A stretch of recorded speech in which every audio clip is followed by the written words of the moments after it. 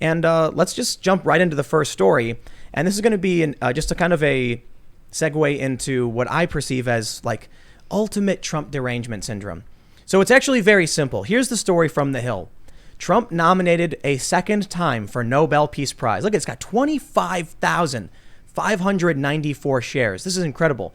A member of the Swedish parliament on Friday nominated President Trump and the governments of Kosovo and Serbia for the 2021 Nobel Peace Prize over economic cooperation and trade talks. And I can only imagine that with this new Bahrain announcement, Bahrain, Israel, there's going to be some more nominations and Trump maybe could win this. So great. I wonder what the reaction's been from the, and the Nobel Peace Prize. The Trump nomination shows that peace had its chance and blew it. And they actually show the Nobel Prize and they've scribbled out Alfred Nobel's face. Wow. That's so crazy, man.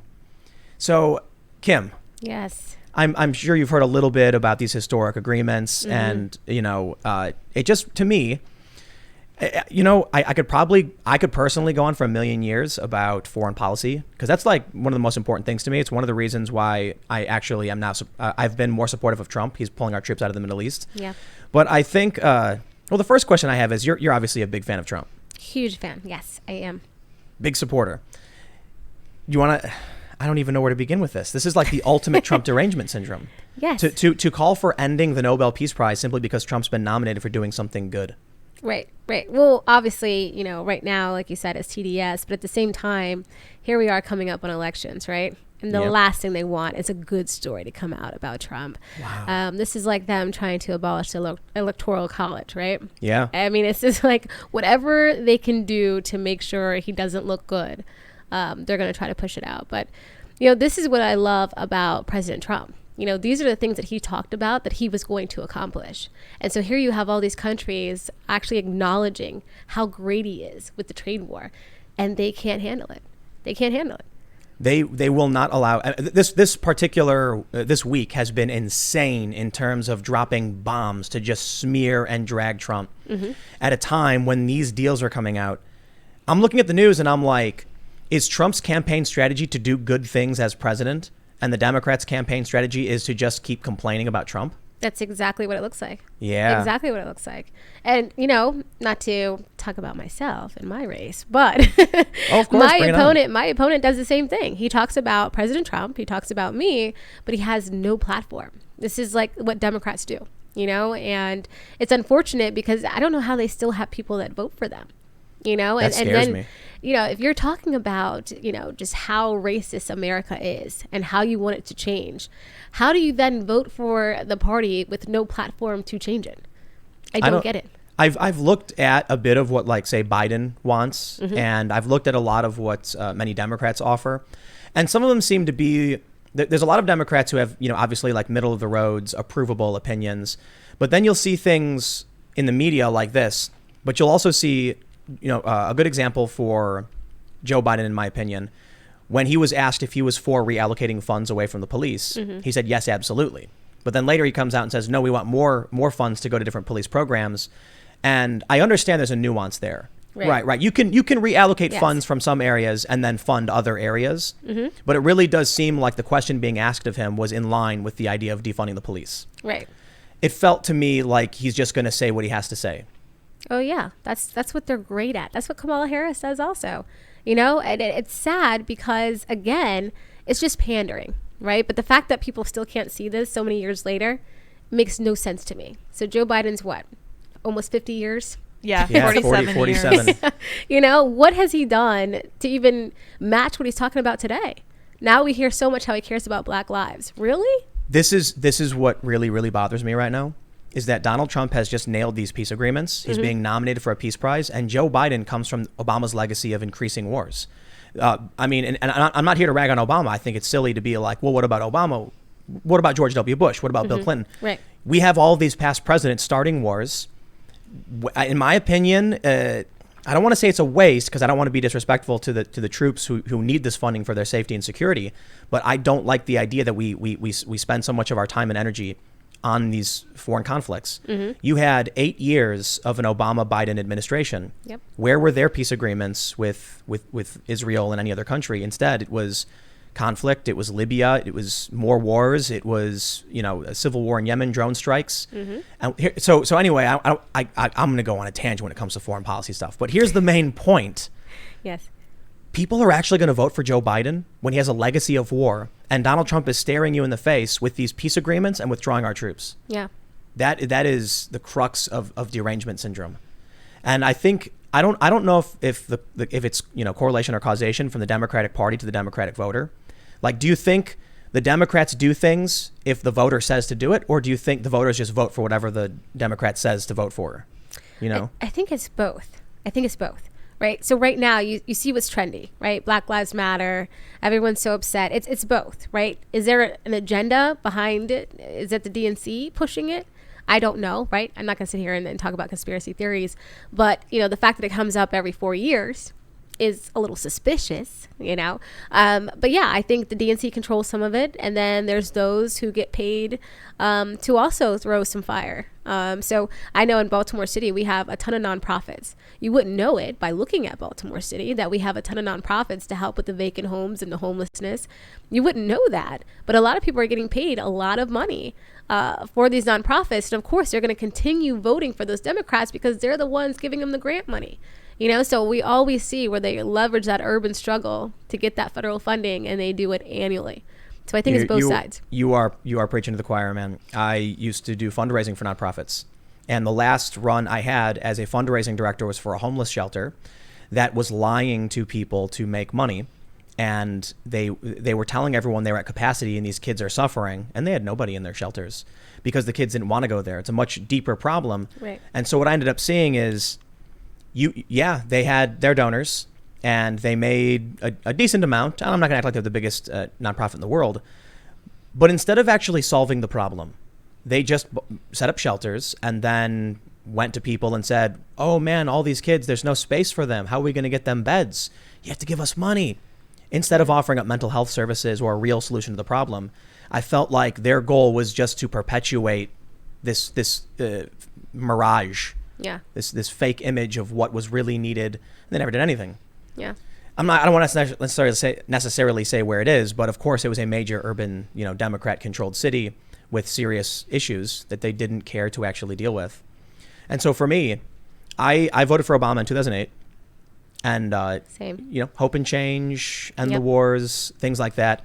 And then it was just the same to me, a lot of the same stuff, because again, for me, I think I was coming into the political realm with like the Iraq War. This was when I was like a teenager, and I'm watching the stuff and I'm hearing all this music like System of a Down, and I'm like, yeah, the war is bad. And I started looking into it and I'm like, yeah, the war is bad. Yeah. And the media lied to us, and then they just kind of kept going with it for 20 years. Mm-hmm. Yeah. So I don't know. I don't know what we do to change people's minds so that they stop voting for the same thing. You know what I mean? No, I don't know. I mean, I voted for Obama in 2008 myself. I was so excited. I was like, wow, that overcoming story. There's a black president. We can no longer say the white man's keeping us down. Here he comes. Family structure, great husband, great dad. Done. It's over. We don't have that excuse anymore. He gets in there, and what does he have?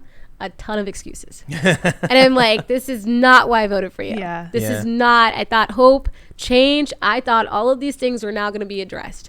So I was thoroughly disappointed. In 2009, I changed into a Republican. Wow, really? Yeah. That quickly? I was really upset. I mean, but Obama, he was inaugurated January 20th, 2009. Right. At what point in 2009 did you realize? It was, hold on. He went to some kind of meeting he had with Jesse Jackson. And they were talking about the fact that it was so tough to be black in America. And I'm watching this and I'm like, you're literally the president of the United States of America. How is this even, you can't even have this conversation. Yeah. And it just kept continuing. And I was over it. I didn't tell my parents right away because I didn't want them to be upset. Usually if you're black, you're a Democrat, and I get that. But, after talking to my dad about it, he was actually more conservative and understood. So. Wow. Why is that? I mean, I defer to you. I have no idea. They say that the black community just votes Democrat. Yeah. So, for me, it was when you're getting the news filtered in through your parents, right? they're always telling you, it's Democrats are the ones that are socially liberal. They're the ones that are going to help you. If you're in a situation, they're the ones that are going to bail you out of it. And I guess, maybe in their generation, maybe that's what they saw and that's what they believed. And so it just continued down. But then when you really look at it and you start that critical thinking for yourself, I talk about all the time, most Black families grow up in the church. That's a conservative value system right there, and you look back at like the civil rights leaders, they were all at church on Sunday. They talked about God often. And so, I think over the years we just, walked away from that. But then we continue still being Democrats, and thinking that's the way to be. So I was reading an article and they said it was around the time Kanye had done something, and there were a bunch of polls coming out showing that Black voter support for Trump was very, very high. There were a series of polls earlier this year at like 30%, which was like unheard of. And there was an article I was reading, and I think it may have been, I don't want to misquote somebody, but I'm thinking James Carville or somebody. They said the key to the Black vote is the church. And that, to me, it sounds right based on the things I've seen on TV, where they have this trope of like, the churches and the politics around it. But then I thought to myself, I'm like, yeah, but the Democrats are like the opposite of Christian conservative values. Like they don't agree with a lot of what the church says. In fact, they kind of insult it a lot. Yeah. Not necessarily the politicians. I just mean like the culture. Right. You'll go on to social media. And what do they allow? They allow a lot of very anti-Christian, anti-church kind of rhetoric. But other religions sometimes, they pretty much get a pass.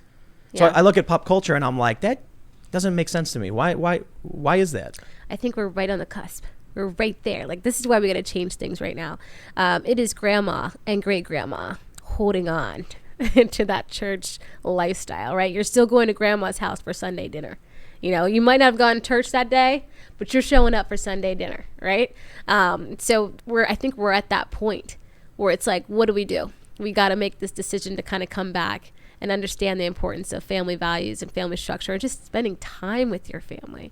And so I think it's honestly, you can, right now, I believe in 2 weeks, we're meeting with 30 pastors in the Baltimore City area. And that's unheard of for any Republican.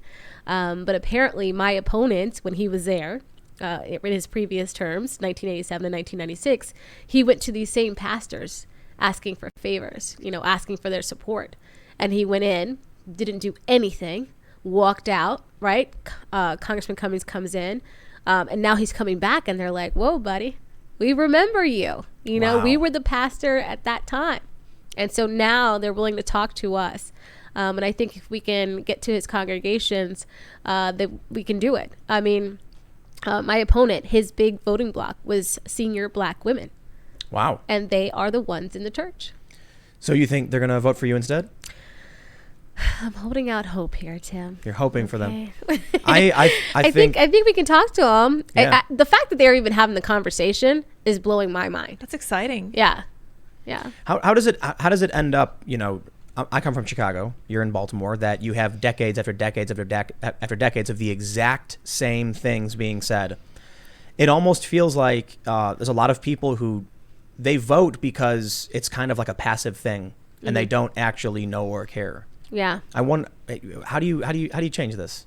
Well, you're doing it. You're changing it. So what are you doing? Yeah. So this is what's interesting. So, I had the special election, right? This is when I went up after Congressman Cummings passed away. I actually ran before, against now Kwesi Nfume. He's now the incumbent because of the special election. Anyways, what we found out through that special election, because we had the mail-in ballots, right? The coronavirus lockdown. Number one, we couldn't go face-to-face and talk to people. Right? Interesting. Number two, the senior Black woman isn't on Facebook looking for my virtual conversations, right? So I didn't reach hardly anyone, but we did have a 9-point swing. So all of my votes in the city, I have Howard County, Baltimore County, and Baltimore City. 42% of my votes in the city came from Democrats and independents. So I'm like, wait a minute. Somebody wants to change, and I haven't even talked to them, right? So with that, now you fast forward, we saw with the mail-in ballots, somehow 80,000 ballots went undelivered. Yes, I saw that. How did that happen, right? And then, so we were like, okay, so we lost. We got it. I know the general primary is coming up. I'm feeling pretty confident about it. I said, but now we got to go figure out what happened with these ballots and who didn't get them. So we spent a lot of time in West Baltimore in the areas where you saw me take my campaign ad. And so in those areas, we're talking to people. We're like, hey, did you get your ballot? Did you get anything? And people were like, no, I didn't get anything. We talked to them, and there was two things here. One, people move around a lot, right? They didn't have an address where those ballots came. And then two, the people living in the worst living conditions weren't registered to vote. Oh. So our team is out there 7 days a week registering voters. We were doing 2 days a week at first. Now it's 7 days a week. And then my field team is out there 7 days a week knocking doors and doing the sign waving and all that. So thank goodness I have a team that is working so hard on this. It's crazy, but that is the issue. We've got people living in the worst conditions, not even taking part in the process. And so we're out there explaining it to them. And I have to say, in the past, I think it's a month and a half, we've registered over 200 voters, right? From what I know, only 17% have registered as Democrats. Oh. Interesting. Well, you're registering everybody. We are. We're registering everybody. So, independents came up a lot, and Republicans now, because they're sitting there talking to my team about what's the difference. And this is what I was talking about in my RNC convention speech. I go in, my team goes in, and we talk to people. We're like, what do we have to do to get you to vote for a Republican?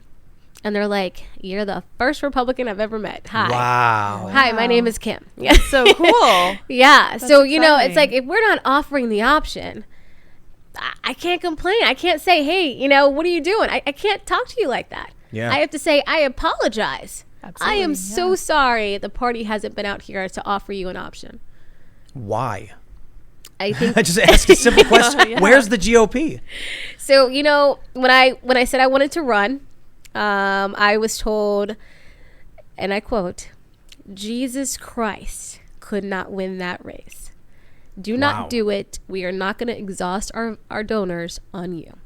Wow. And so I said, all right. I'm not Jesus Christ. I know he's way better than me, but I'm going to give it a shot, and I'm going to just try to make my own money. And if you're not going to help me, that's fine, because I've gotten pretty far in life without, a ton of help, and I think I can do it. And now you have, I think, one of the most viral political ads ever, probably. Thank you. I wish I could take all the credit for it. It's not I'm not trying to compliment. It's a fact. Yeah. Here, so this is so cool. August 17th. Democrats don't want you to see this. They're scared that I'm exposing what life is like in Democrat-run cities. That's why I'm running for Congress, because all Black lives matter. Baltimore matters, and Black people don't have to vote Democrat. Help us win.